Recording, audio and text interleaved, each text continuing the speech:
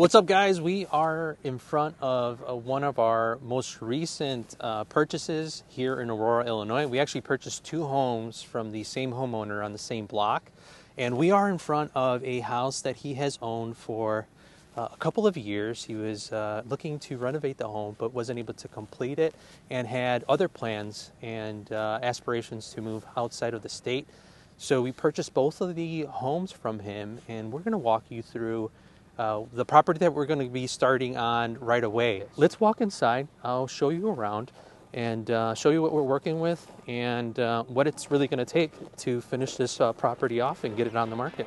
The walls look really bad. A Mini Cooper could fit here maybe. A newer electrical box. This one's in pretty decent shape. A newer furnace. It's got a driveway. This is perfect.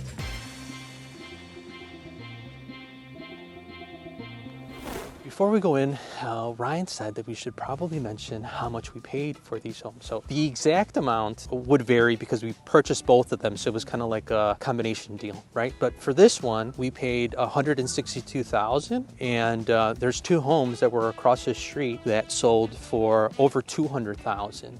Now we expect the repairs to be anywhere from $4,000 to $6,000 and about 2 to 3 weeks worth of repairs. We could put this back on the market here in February or in the spring in the heat of the market, where you're likely going to get 5% above what the median home value is because it's like busy season. Overall we expect to be 176 in, and I believe that we can sell this property for on the safe side 210 205. This is a simple deal, a small house that doesn't need a lot of repairs, and something that you can quickly get back on the market ASAP.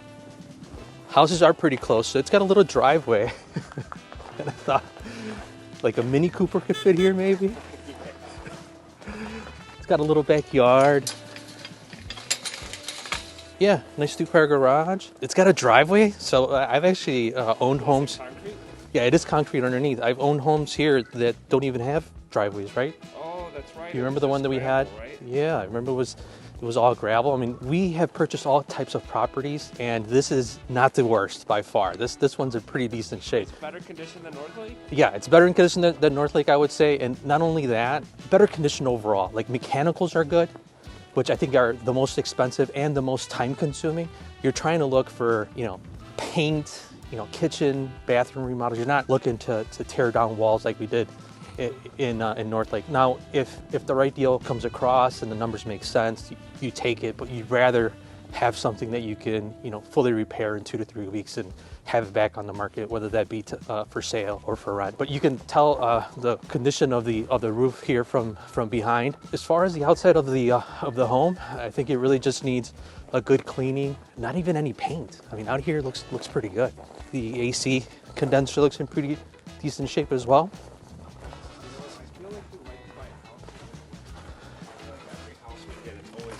I'm glad you mentioned that, Ryan, because actually the wintertime is the best time, right? We just got done with Christmas. Nobody's looking to buy houses, and this is a perfect time to get a great deal. So if you are an investor or a homeowner and are okay with working when it's freezing out, then yeah, January, February, actually January, I would say December and January are probably the best times to buy a home. Probably the best time to really actually get a good feel of the condition of the property, right? I mean, freezing pipes. Absolutely. Yep. Water leaks. Yep. All right, so first we're going to start with the mechanicals and the foundation. So as I mentioned, I walked through this property once and agreed on a price. So you kind of have to have a quick assessment, right? There's no time to really do a full home inspection. And did I miss stuff? Of course, right? I probably missed some stuff, but I don't think it's going to be, hundreds of thousands of dollars. So the first thing that I did was took a look at the walls, right? Because it's this foundation, and thankfully these are all exposed.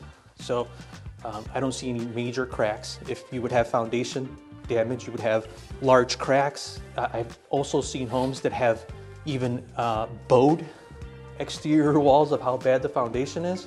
The big stuff is the mechanicals. So the stuff that's going to cost you, $10,000, $15,000, $20,000, $30,000 is going to be, the plumbing and the HVAC.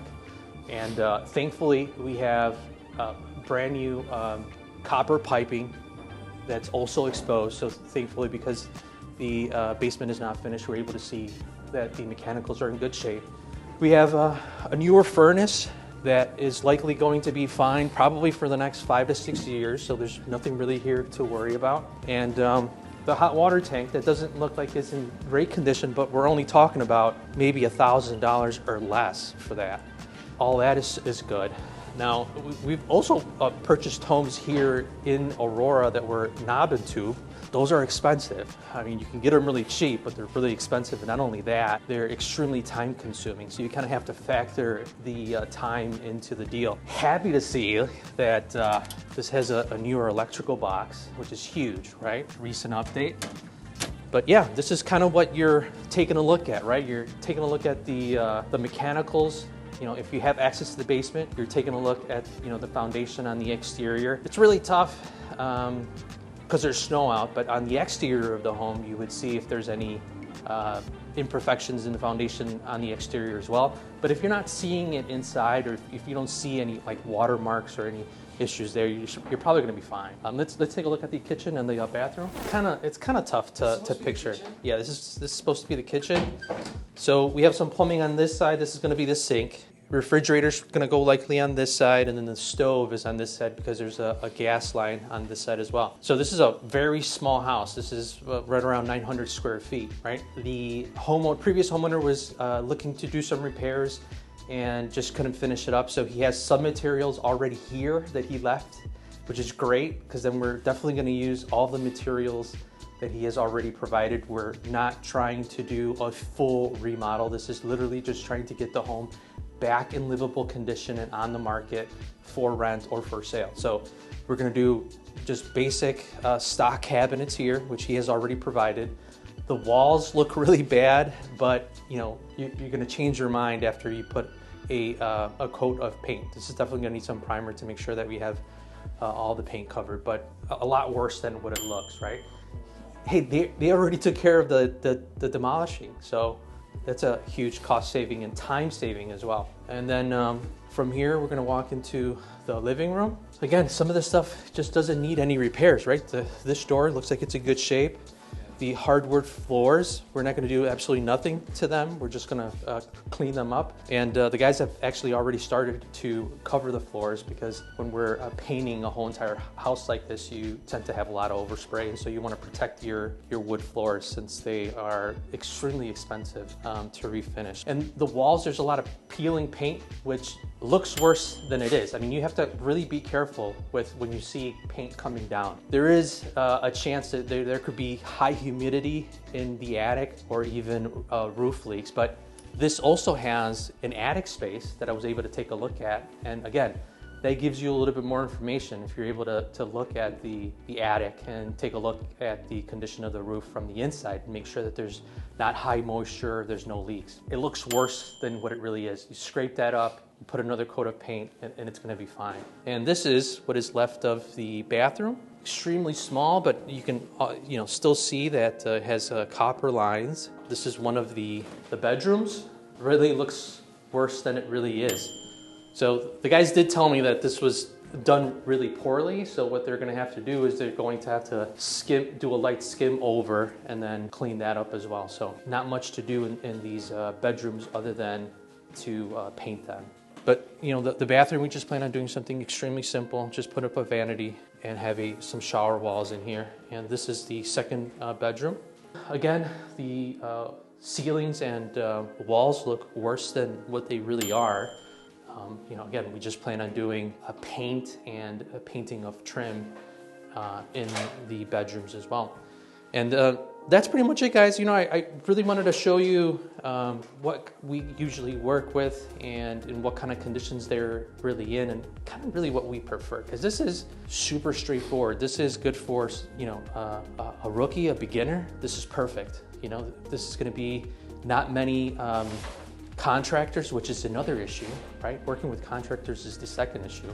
When you have a lot of different things going on and you're having to deal with city inspections and permits, that just extends everything. This is a perfect deal that has all of the mechanicals ready to go. Really just needs buttoning up, paint, and finishing up the kitchen. This could be a great rental if you were planning on renting it, or this could also be a great flip because, as I've been telling you guys in the video, Aurora is a location that has been appreciating in price, and it's mostly driven by affordability. These are still very affordable homes that a middle income household can still afford and still have some of the quality of life. And Aurora is the last stop. There's no more train stops after Aurora, so it's the final stretch. I know a lot of people, there's a lot of controversy, Ryan, I'm sure you've heard, is Aurora a suburb or not? I would say that since Aurora is still tied by the train to Chicago, it is definitely still a suburb, and it also benefits from that because, you know, it's affordable. It's far, but it's affordable, and there's still quite a few options for all type of buyers, whether you are a first-time home buyer or a home buyer that's looking to step up. But a lot of real investments going on in Aurora. That's the reason why I feel that this is a great deal for us. And if this is your very first time watching, welcome. We are the Ralphie and Ryan Show. We are real estate agents, real estate investors that want to help you gain some knowledge in real estate and really jump into it, because that's what it's really about, is taking the leap of faith.